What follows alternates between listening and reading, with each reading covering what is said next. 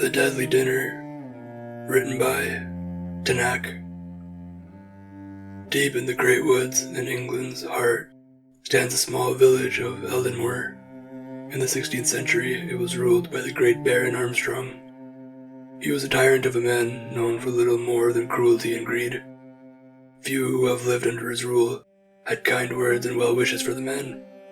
He had only 3 great loves: his wealth, his great stores of wine, and his wife. The Baroness was a light to his darkness. She was a selfless yet timid woman who was loved by all. She was said to be very beautiful, however no one truly saw her face. She always wore a thick, white veil, for only the Baron was permitted to look upon her. However, there were those who would dare defy this rule, for there was one who loved her more than the Baron himself. This was the most trusted servant, Thomas. Thomas had already fallen madly in love with the Baroness, and she mirrored the feelings. Thomas wanted them to run away together, however she resisted. The Baroness was a very devout Christian, and despite the abuse inflicted upon her, she refused to leave her husband.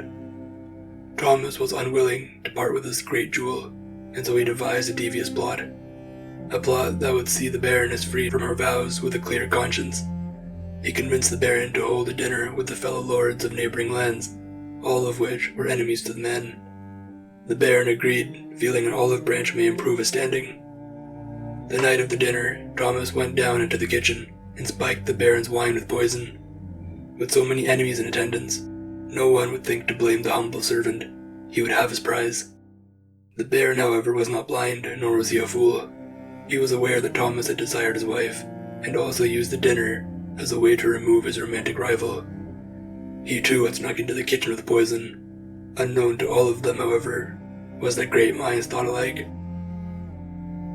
The other lords saw this opportunity to wipe out the competition. Many people visited that kitchen that night, and all of them had nefarious motives. At the beginning of the dinner, the Baron raised a toast to the good health and longevity to all in attendance. All the guests mirrored the toast and took a drink, smirking the whole way. The smiles were short-lived as the poisons worked fast. Within minutes the men were choking and screaming. Each assumed that they were outsmarted and given the wrong goblet. Before the hour was up, all the men were dead. There was only one goblet that remained as pure as its owner. The Baroness watched in horror as everyone died around her.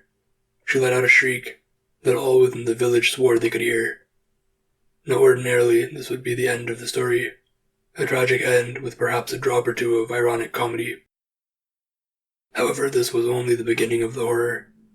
At the sight of the 2 men she loved so dearly dying, the Baroness's mind shattered. Without a word, she dragged all the bodies down to the cellar and placed them into her husband's wine barrels, where they fermented with the wine. For the next year, the Baroness ruled with a quiet dignity and grace. She had swapped her ivory veil for an obsidian one. No one truly knew what had happened to her husband, and most did not care. They were happy to have a fair and just ruler. The lady's grief unfortunately did not wane. On the anniversary of the deadly dinner, she poured a glass of wine that contained her dead husband, hoping that the poison would remain and that she could leave this tragic world. Fate, it would seem, had much worse plans for her. The wine did not contain poison, but the cursed consciousness of the Baron himself. He poured through her system like a virus, infecting her with a sense of cruelty and malice. Decades passed, and the Baroness flourished, for not only did she consume the soul of the deceased, she would gain their remaining years as well. Over time, she began to drink the rest of the barrels, increasing her life, but also her madness. Villagers who walked through the woods at night would sometimes say they saw a black-veiled woman inviting them for a drink. Those who followed her would get a peek under the veil, and the echo of their screams would be their only remains. One night, a young maiden walked through the woods trying to find food for her family. She encountered the phantom, who then tried to entice her. The maiden nearly fell for the woman's spell, but a touch to the cross on her chest cleared her mind. She thrust the cross, and the veiled creature stepped back in horror.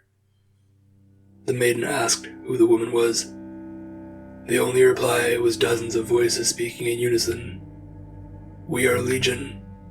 For we are many